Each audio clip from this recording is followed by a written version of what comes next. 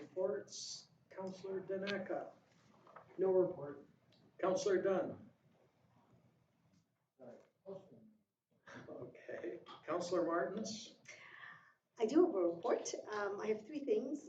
Number one, last meeting I had committed to reaching out to the director at the Lesser Slave Regional Lesser Slave Watershed Council on two items. The weir, drinking water, mixing groundwater with well water. She did have a lot to say. She did say that she would reach out to a Government of Alberta expert, and I have a note on who. She also said that she might reach out to an engineer from Aquaterra. She talked about the weir. I've asked her and the engineers to come to our next meeting based on what we discussed last time, so that's that. I can tell you what she said. She's got a whole bunch of stuff here on the weir and how it won't help because it protects read it exactly so I'm not making up stuff. There's already a weir on the river right behind the Elks campground, and it is a barrier to fish passage, causing a lot of erosion to the banks on each side. I'm not sure when it was installed, but I think that the intent was to hold water levels a bit higher for the town's intake. Is that what it said, like? No. No, on the river. River. This is She talks about the pumping. You understand. Anyway, so she also says that yeah, I mean, we can ask her and somebody else to make it. I've already done that. Second thing was, I mentioned this earlier, I did attend the Bill 50 Town Hall hosted by Alberta Munis on April 15th, and the same 2 days there was the Social Impact Lab. That was our regional socioeconomic development event. It was actually really good. I'll do a written report on that, but just verbally, it was good. We ended with sort of insights now, next, later. This was the most participatory. They had a working cafe. They had all kinds of different events. So it was a different group than last time and a different facilitator than last time. And they had lots to say, and it's better read in writing. So I'll write something up. That's it. I move my report for information. Okay, any questions, comments? All in favor? Carried. My report, I was also at the Growth Alberta workshop with the facilitators from the Social Impact Lab. They were good facilitators. There was quite a few people there and some First Nations, which was good to see and good to get some impact. At the end of the day, this is my summary of it, is as we know, and the REITs are losing their funding. Growth Alberta is losing their funding quite quickly at the end of this year. They have already made the statement they're not taking any more government funding because the requirements to get that government funding is more work than what they're receiving. They have to do audits, they have to do paperwork for it, and they're getting $10,000 to $15,000, and they just basically said, no, we're not interested.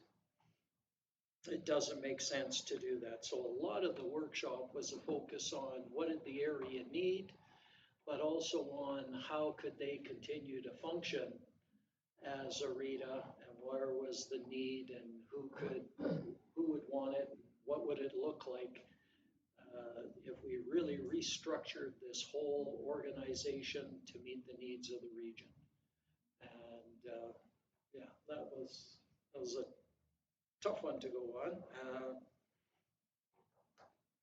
That was I gotta say some of that. There was lots of good ideas on what the region could use, and not as many great ideas on how to push it forward with no funding, and who would continue to fund and how much. Also had a Heart River housing meeting, and the Heart River housing, they got more capital for their capital maintenance maintenance. So they got more money for their capital maintenance this year, which is fantastic. They got like triple what they normally get from the province. So they were very excited about that and got lots of plans on renovating their stuff, the housing stock that belongs to the province. So they also got some additional money for rent supplement, meaning where they can help supplement people with their rent. So they were happy with that. They'll be able to help some more people. The Falher units, they're planning a tour in May for the people that are going in there, with July 1st is still the tentative move-in date. They are working with the school division on school division land in Valley View so that they can build some units in Valley View, because the school land butts up against the lodge there.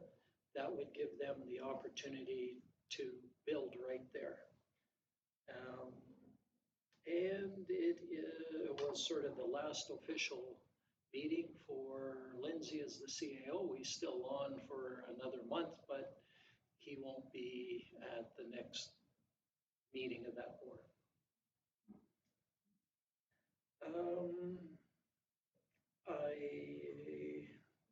With that, I just wanted to let, I guess our CA know that I was informed of a grant writer that's supposed to be good and relatively cheap. If we need a grant writer for something, you can let me know and I can put you in contact with that person. And yeah, that's my report. I move it for information unless there's any questions. Councillor, go ahead. Just curious, there, the Heart River housing houses, how many like standalone dwellings are there in High Creek? 'Cause I know at one point they were selling those off. Well, Were they not, or rent to own kind of thing? yes, yeah, and there is 55 social housing units in High Prairie. Does that include the apartments? The fourplexes? Yeah. Yes, that Okay. includes, yeah. But they're owned by the province, except for a couple of the units are owned by Heart River Housing. So the ones that are owned by the province, well, we knew we weren't getting money, but now we are getting a little bit for those units from the province. And yeah, some of those, I can add on, you were asked about, are we, Heart River Housing would love to be able to put more of them on a rent-to-own basis. And they targeted some of the people that were long-term renters that seemed to have enough money to pay the rent, and tried to get them to become homeowners. And they actually have a course and they put them through some training and everything to make it work. And it's actually worked successfully for, I think, 3 houses. But they only were given 5 to sell. Oh, that's not Yeah. bad. The province released 5, and like I say, 3 of them are going good, 2 not so good, but they are trying to work it. And if there is anybody that's a good candidate for rent to own, then they will move them into one of those rent to own units. Councillor Stenhouse? So I should ask Councillor Martins on this, but I'll missed it. So I'll ask you at the RITA, did they do a recount from last year? Because I know last year they were looking to repurpose the waste treatment, the toxic. There was lots of discussion around that. I was sitting at the manager, with him for a good part of the time. And they are still in discussions with the province on what's going to happen there. The province has put out a RFD to see if anybody's interested in that facility and what would they use it for. So they have been told that they are done, I believe, at the this year. They're hoping to, they kind of think that there will be a 1-year extension is what they're thinking, but nothing's guaranteed right now. The doors are getting closed at the end of the year. But there are options there that, number one, the province is advertising. Is anybody interested? But there's been some more discussions on where else are they going to put this waste? They need to put some of this waste somewhere. So there's a hope that there will be, they'll keep it open. So did it sound like there may be a future to reopen that, or To reopen what? I can't think of the correct terminology, the waste treatment? Well, it's still opening. It's still open. It's still functioning until the end of the year. And then, like I said, they're looking at maybe doing an extension for a year. Uh-huh. That's what they kind of think is going to happen, but nothing, that's just a thought.